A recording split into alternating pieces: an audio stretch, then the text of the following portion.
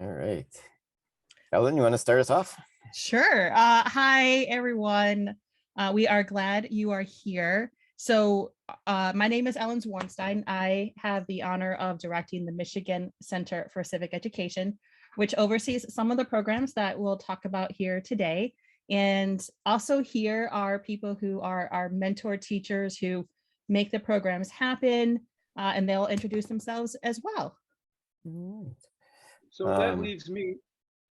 I'm Peter Shaheen, and I am a high school teacher right now. I work with the Michigan Center of Civic Education in a variety of different roles, including We the People, Mock Trial, and Project Citizen. And I've been teaching in public schools for 33 years, retired from public schools, and I'm now beginning my 11th year at a Catholic school. Am a former debate coach, wouldn't mind getting back into that. And I do a lot of speech training for students in a variety of competitions.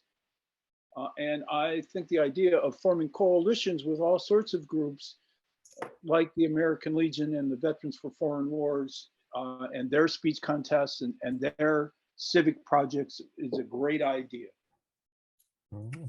And I'm Jeff Kupperman. I'm the Executive Director of In Global Learning Design. We're a nonprofit firm that works at the intersection of design, technology, and learning. And we do all sorts of projects in collaboration with wonderful partners, first and foremost, with the Michigan Center for Civic Education and Ellen, but also with folks at the University of Michigan and lots of other groups doing all kinds of work related to learning and social impact. So with that, I'm going to skip around a little bit. Pete, you want to talk about our purposes? Well, if it's okay, real quick, to just back up and just let us know, Mary and Helen, kind of what motivated you to join this particular session.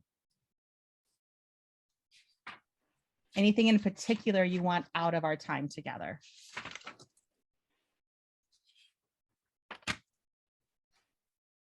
Go ahead, Helen. There we go. Now that I'm unmuted. So I'm pretty new to my role as a social studies curriculum consultant, and I work with teachers in the Eastern Upper Peninsula, and they feel that we need more resources, more ideas. So I'm here to absorb and to learn and to see what might work for them. Well, I'm here kind of checking in with you guys to make sure technology runs smoothly, but I always like listening to MCSS to the Center for Civic Engagement, and just like hearing more of how we can partner with you guys in the future. Yay. Thank you for that. So, all right, if we're moving forward now, Mary, I hope this can really at least start some conversations around ideas and opportunities. Our idea is to suggest there's such a thing, or our purpose, I guess, our thesis today would be to suggest there's such a thing as collaborative classroom communities that support one another, provide each other with ideas and resources, challenge each other, and help build a system that in the future connects civics, not just to the classroom, but to entire communities. So we're here to talk about and suggest and to listen really about possibilities. We're here to suggest some of the resources that we have to share. Hopefully you can let us know about some of the resources that you have to offer, and we can begin to make the bridges that we need to make. And you'll hear a little bit from Jeff about human-centered design and how that human-centered design can make all of this possible today. At least can begin to make it possible. So I think those are our basic purposes. And we look forward to hearing from you quite a bit in the next half hour or so.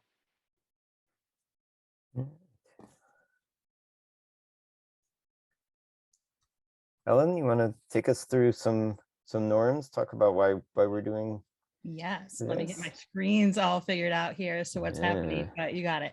Yeah, so one of the pieces that we encounter on an almost an hourly basis are questions about how do we have conversations about civics, about politics, about things that matter to us. So we at MCCE have adopted and adapted some norms through adaptive schools in particular. And one of the pieces that we really want to focus on, and we're also looking for accountability whenever we are in dialogue with each other, is making sure that we are purposeful with the type of words that we're using, that we honor the voices in the room in ways that encourage diversity of thought, that de-escalate situations, and most importantly, let people see the humanity in one another. So these are some norms that we believe, as we continue to implement and to practice, are some of those pathways to advance. And so what we would ask of you is to really focus on number one and hold us accountable. And this is purposeful communication. So we're going to differentiate some different ways of talking.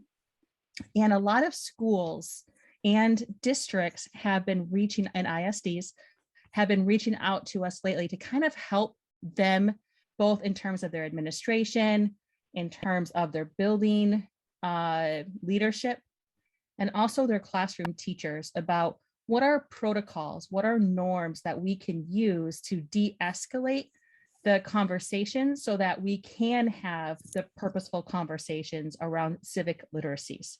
And to us, the name of the game is civic literacy and also public literacy. So when we talk and do focus groups with administrators and ISDs about what are the type of students you're hoping to graduate, everybody says they want healthy members of communities. They want people who feel equipped and empowered to make change for the better.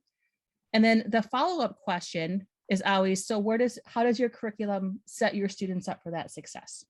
And there's usually some disconnect between what people hope and expect that they're graduating, and then the curricular tools, the institutional culture that helps really propel that. So this particular set of norms of collaboration are things that we do full learning and PD around in order to give teachers, administrators, and community members some real concrete tools around public literacy and around really dealing with controversial topics in ways that hopefully, again, have people see the humanity in one another. So in particular, on the next slide, so Jeff, could you forward it to the next one? What we want to focus on that has tend to be really helpful, and again, we ask for your help and accountability with, is really distinguishing between four different types of communication.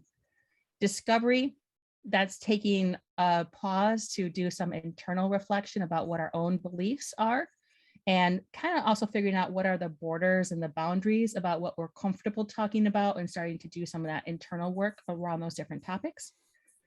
The next one, which is where we think classrooms should be primarily, is in dialogue.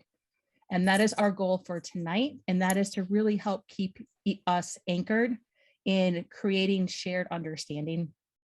So pausing a lot, taking time to clarify understanding, not only for the listener, but also for the speaker, because it's a gift that we give each other when we can listen to each other and actually provide a real reflective statement about what someone has been saying. Excuse me. And then the third type is discussion.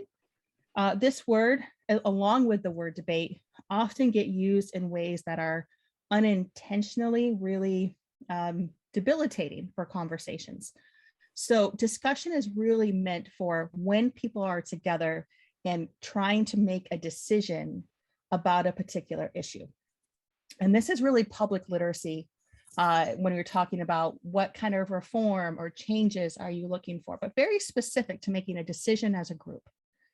And then the fourth kind of communication, again, this gets, as Peter mentioned, as a policy debate coach, that's also a love near and dear to my background as well as in policy debate. Because we love policy debate, we also want to be very careful that we use that word correctly.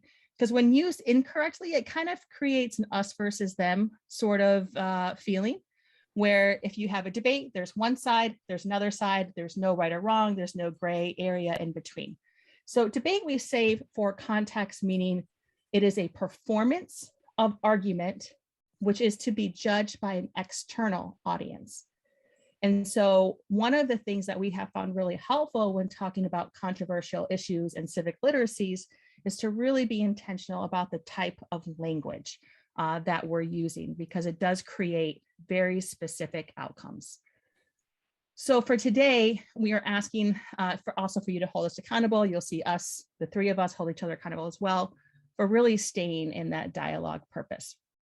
And in any of the programs that we're going to discuss later on, our real goal is to make sure, excuse me, that we equip and empower our teachers in their classrooms to utilize and to front load their classrooms with very specific protocols, very specific communication intentions, because that will honor the students' voices, that will honor the parents and homes that the students come from, and it will also make sure that classrooms are actually robust in the various perspectives that they have. So we spend a little bit of time talking about this because we believe, and we hope we model this in many of our programs, that by front loading the material on norms and protocols and really going through very specific strategies and tactics, that we can make classrooms safer, better, and more humane,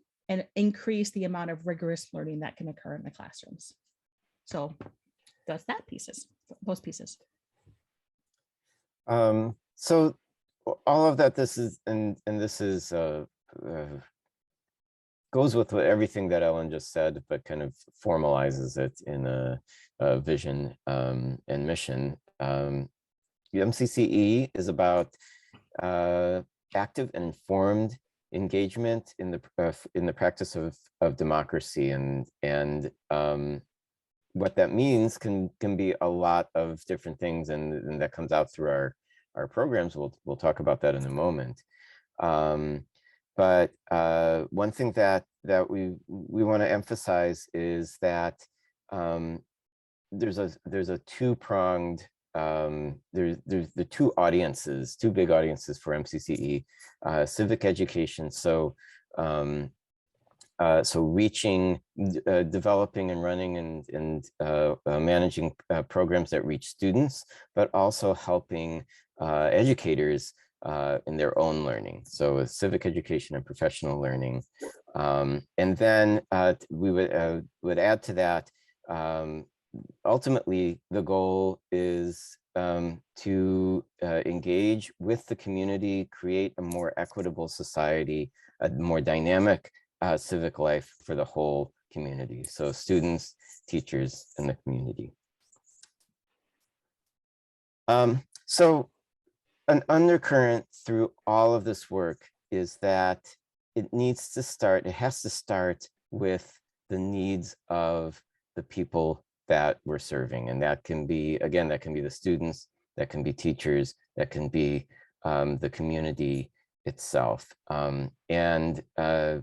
If we go right to solutions, and we have some programs that we love, that have been well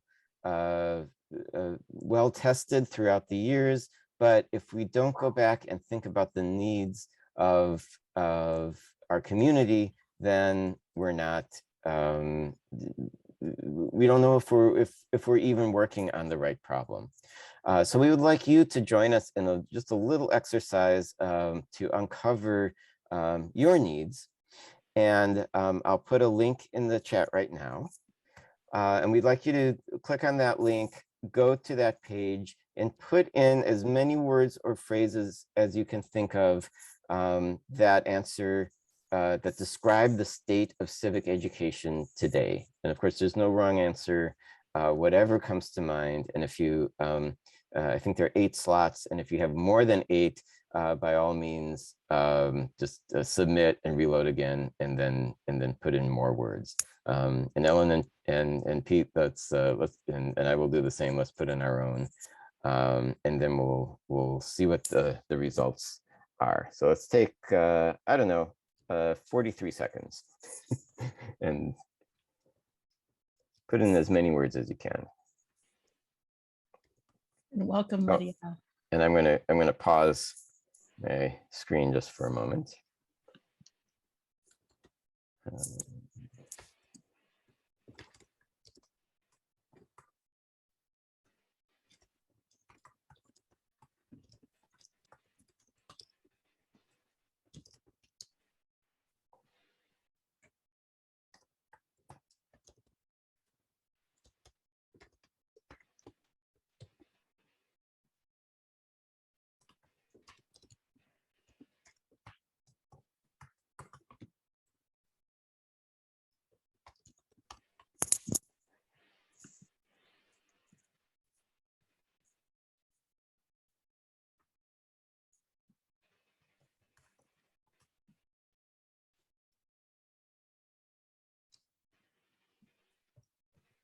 All right, let's take another 10 seconds, and then we'll go and see what we have.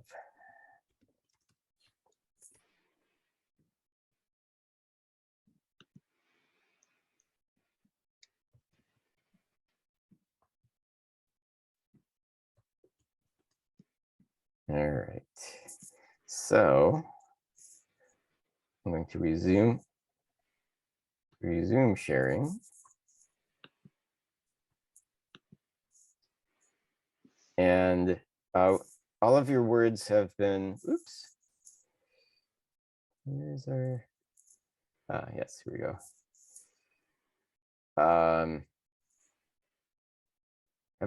Have been put into a Wordle, and I don't know why it keeps undoing, but you can see here. One more time, see if we can keep it, up. We see chaotic must have been submitted by a couple people, partisan, important, and then we have fraught, relevant, sparks of joy, unforgiving.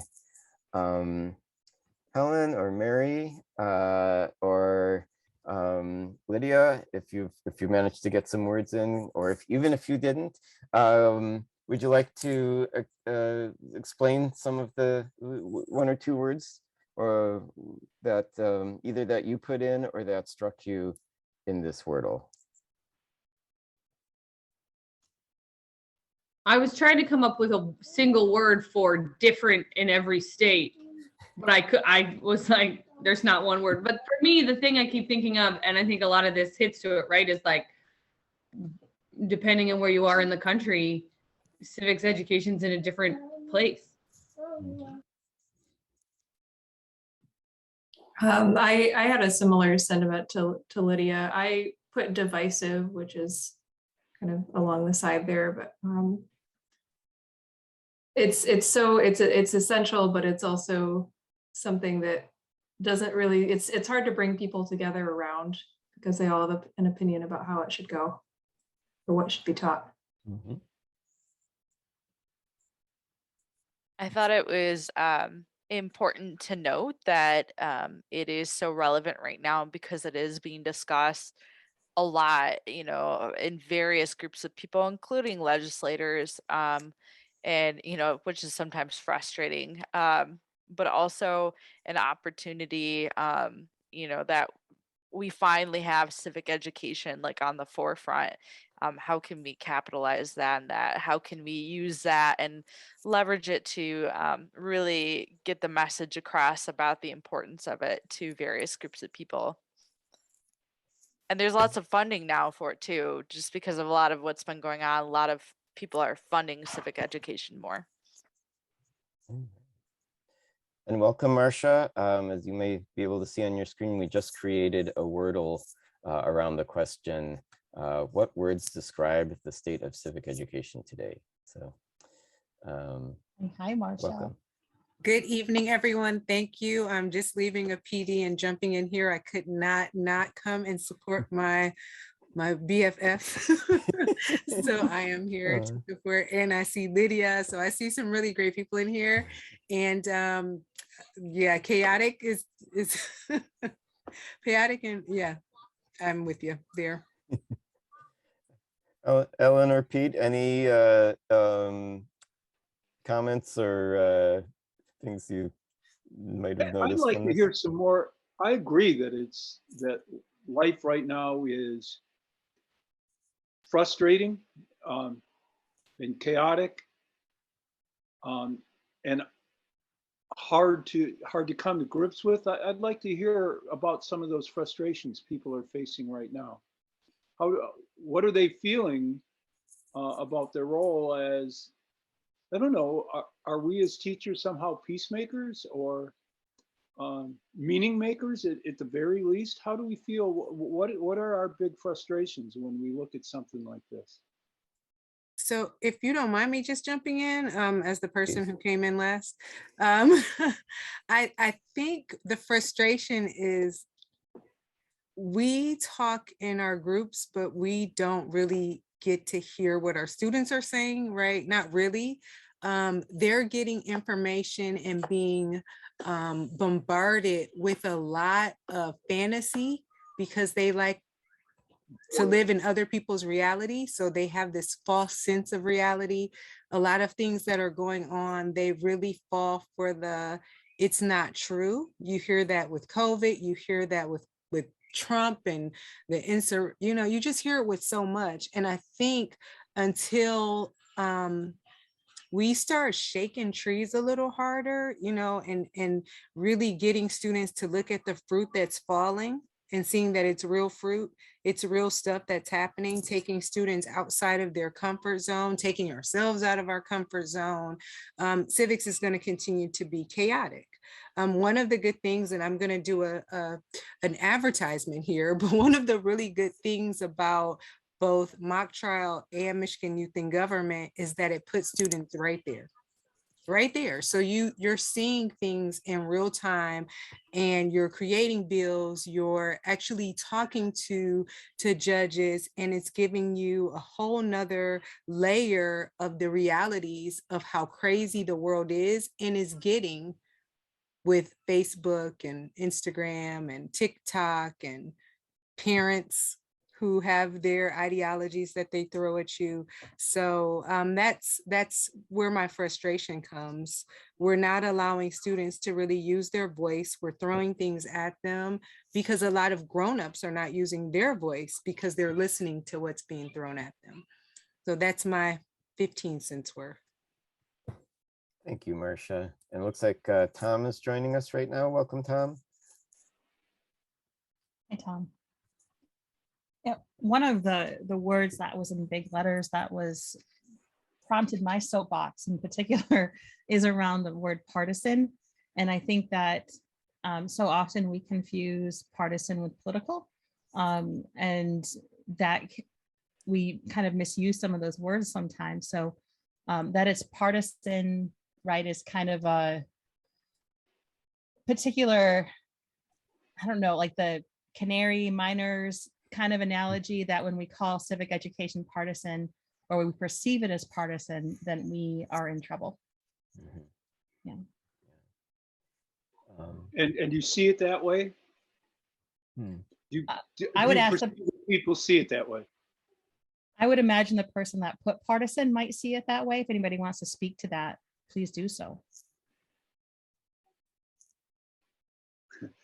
I think maybe I did. Do you see it that way? I think actually it's a little bit bigger than one, because the first time it erased, and I'm not a conspiracy. Well, maybe I am. Maybe I should start a conspiracy theory here. Maybe it was fake news. But no, I was thinking of that exact distinction that you made for us for me in the past, Ellen, that difference between partisanship and political. I do worry though about, I wouldn't call it apathy. I think it's worse than apathy when kids in particular say that all politicians are corrupt and that politician means a bad thing.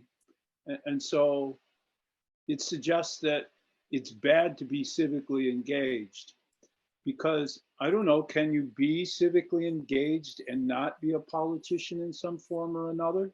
Mhm. My tendency is to think you can't be. So do we actually teach kids, not directly, but in a kind of negative reinforcement, that civic Mhm. engagement is a bad thing, that if you're in it for the wrong reasons? I think If that makes any sense at all.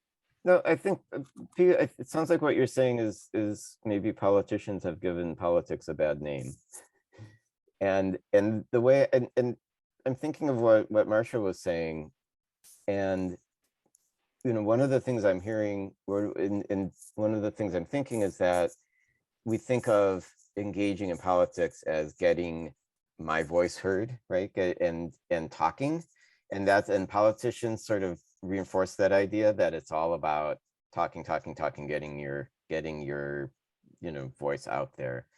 But really, if we want to be able to have dialogue, first of all, and if we want to be able to make change, we need to learn how to listen, and we need to learn how to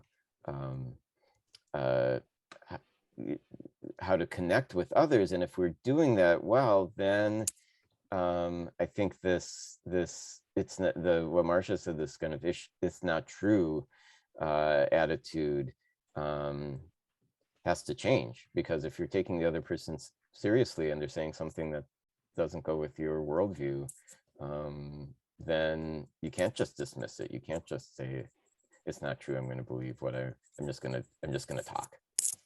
So that was my soapbox. Could I take it a slightly different direction, but it kind of on the same Please. track? I think a lot of teachers are frustrated that they don't even have a seat at the table to talk about these policies that are being made about civic education. So that was one thing that I've been getting a lot as being part of MCSS and listening to some of them. They're just like, man, I just wish they would really ask us about what's going on. And Mhm. so and in that sense, how can we also provide that for students, at the school and in the classroom, and giving them a seat at the table as well?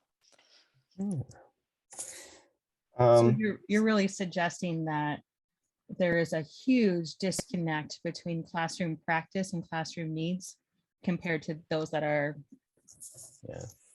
made in the legislative halls. Yeah, I think that a lot of people who are making policy decisions don't necessarily know what's actually going on in the classroom. Yeah, I think a lot of people would love to sit down and have that discussion, and they want to, if given the opportunity. So Ellen, can we, and by the way, it's 6:13, so officially we have 7 minutes left. I don't know how Sorry. this went. So no, this is why this is, I don't know how we got here so quickly, but Ellen, can you talk about some ways that MCCE is meeting some of these needs?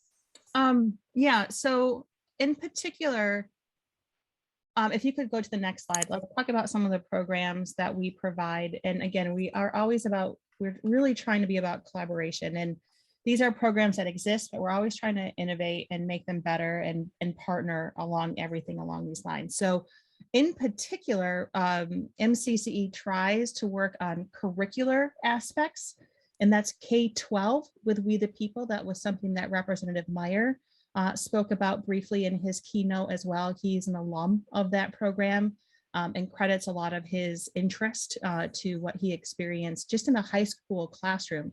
And when he did that, he did a district level and he did a state level. And that was the extent of his We the People involvement, but had a really long lasting impact. The piece that we're really interested in is especially working with elementary teachers to change that trajectory where students are used to talking about civics and teachers see themselves also as civic literacy and public literacy teachers as well. The other piece, one of the other pieces is mock trial, which is what it sounds like, very similar to youth and government type work of mock trial as well. Slightly different fact patterns, but they have the same purpose and the same goal. And if anybody is interested, in 2 weeks, I can't believe I'm saying 2 weeks, we will be kicking off the National High School Mock Trial Championship, which will be hosted in Michigan for the first time ever. So that's a place where we still need some volunteers to go ahead and sign up. And then the piece that we're going to spend the most time on is on Project Citizen. And this is where in your roles as ISD people, as district people, as organizational people, any teacher that really wants some deeper learning. And we're trying to change up that professional learning format. So it's not just you attend a summer workshop and then see ya, we wish you well. What we really want to do is to change that structure. So we will have something called Project C, what we're calling it, which is Project Citizen, Project Community. And that is really around public policy advocacy. So knowing the time that we have left, Jeff, could you jump to that next slide, the Project C slide? Yep. So we're going to have a summer workshop and the details are coming soon, but it'll be July and August, end of July, early August. And it will have, we hope will model that idea of innovation, of having 3 different tracks of learning. One of those tracks will be in conjunction with the National Constitution Center, more We the People, curricular classroom focused. So teachers who want to learn more about Supreme Court cases, things that are happening in the state, more of that traditional civics curriculum, there will be a track of learning for those teachers. There will be another track for people who are interested in learning the mock trial, the particular program that we sponsor at MCCE. Will probably also include the moot court type pieces and street law type pieces as well for more curricular pieces there too. And then finally, in what you see kind of on, or will see on the board, is Project Citizen. There is a grant that we have this year to bring Project C to teachers throughout Michigan and also some of our surrounding states. So that week-long institute will really focus, and you see 2 of the mentor teachers here, on how is it do classrooms go into discussion to create consensus on problems that matter in their community. How do they do some human-centered design in order to understand the problems that are in their community? And then how do they, that's the dog, the craft and create public policy solutions? And so this is a little bit different from some of the other programs. There's a lot more rigor in terms of understanding, is this a civil society issue or is this a public policy issue? And then how do students, with the leadership of a teacher, with the facilitation of the teacher, work to create consensus to solve public policy problems? It is a crash course in civics and government in a way that is really kind to students because they get to stumble upon how are decisions made, what is persuasive, what is not persuasive, what is truly government and what isn't government, and get to do some of those deeper philosophical conversations along the way as well. And so these are some prior examples of when in person, and now those boards are much more electronic now. But the idea is that students will walk through a particular process to understand situational awareness, what's happening in their community, who's impacted, who has a seat at the table when coming to make public policy problems or solutions, and who doesn't. And then really digging deeper into what are possible solutions, what are solutions that government can and should take up, and then what perhaps is more of a civil society type question. And then actually simulating some of those different experiences through hearings. So we wholeheartedly believe, and the Y shares this, that it is by doing that students learn, and most importantly, it's the reflection upon the doing. It's the feedback and the iteration from the doing where students learn. And so each of these particular programs that will be here in the Summer Institute will actually pay teachers to attend, which is nice. And they'll be supported throughout a year. So we have built into this learning labs where mentor teachers will go into the classrooms, public health willing, to actually sit and work with the teachers. And we also view that kind of as a way to help ISDs, as a way to help building leadership as well, to say, we know that you are taxed as well. Call on us and lean on us to come into your classrooms to help coach your teachers or gather the data that they think would be important to inform their instruction. So that's the whole idea. And then there would be a portfolio presentation at the end of a class that does integrate Project C into their classwork. And then for anybody who attends the We the People session, we would want them to come to a district or state if they can. Again, we know that removing from the classroom is kind of changes the stakes for students, and learning that happens a lot there. And also for mock trial. And so there's a lot of good potential interplay between the students who do the Y mock trial type programs and these mock trial programs too. So we want to find more opportunities for students to get engaged and just to practice and to get it and to feel connected and that sense of civic belonging and public literacy. So if it's all right, I'd like to add a little bit of personal reflection on the power of what happens in collaboration with MCCE. The idea that I take away from everything, all the work that we do in designing things with Ellen and Jeff, is that we engage in a process of making invisible protocols visible. And we don't always get them right, obviously, of course, but it's in the process of trying to make those unseen, unreflected steps visible and reflected on, that we're able to that I think we will eventually be able to commit real change in our communities and take control over our lives with our language in ways that we haven't when we don't make those invisible things visible. Yeah, that's what I think I wanted to say. All right. Yeah. Go ahead, Ellen. Yeah, wanted to point you to, so we really want you, if you feel comfortable, to help spread the word and to recruit as many teachers as possible to attend the workshops. And we are really looking for that partnership as well with ISDs, where we can loop everybody in and say, here's what's happening.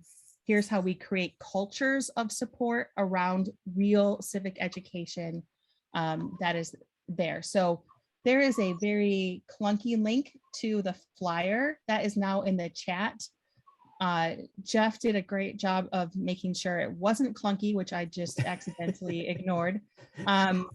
But also here is the direct link to our website, which will go into the chat in a moment. There you go. Where you can learn more about the Project Citizen piece. And then also any program on that link will say apply here for the summer workshop too. So please take this, please distribute it. We want to see you, we want to see your teachers, and especially as many Michigan teachers as we can get involved in this project so that we can support them and help move the needle on supported civic education and public literacy in Michigan.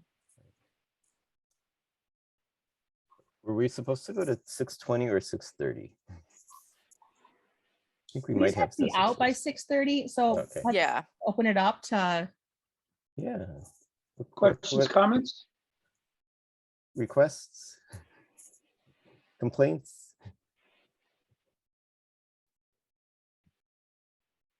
one other thing perhaps to mention is that each of these different programs, like you've experienced, have many different points of entry. So if you're working with teachers who say, I'm looking for a curriculum or I'm looking for a unit to talk about something in the classroom, great opportunity to say, hey, let's talk about We the People in particular, because those simulated congressional hearings are a great way to center student voice on those different questions and topics. If someone's looking for, I want people to have a better understanding of the law and the judicial system, then we can plug them into some moot court activities or mock trial activities, and either as a standalone after school type activity or integrated into a unit. And then Project Citizen is just great for most contexts, even student government type contacts, after school programs, and then integrated within civics or current events or any kind of specific studies program. Is that we've seen that be very successful in those type of classrooms as well. I might suggest additionally, if you have a idea of your own and you want partners with the design of it, I think it's possible that we could be those partners. We're always looking to make those kinds of connections. So if you have an idea you want help with, let us know too. Yeah. And I think through, especially through Project Citizen, our goal this year is to make this project work in the best possible way for individual classrooms. So this is not a cookie cutter program. This is a how can it work so that students are really engaged and thoughtful and designing public policy for their communities. And that's we'll have a lot of power, a lot of connections that can make that possible. And you know, the summer workshop is important and it's big and it's a kickoff, but the idea is that we are going to be working all year with everybody in the Project C community to make that vision happen. So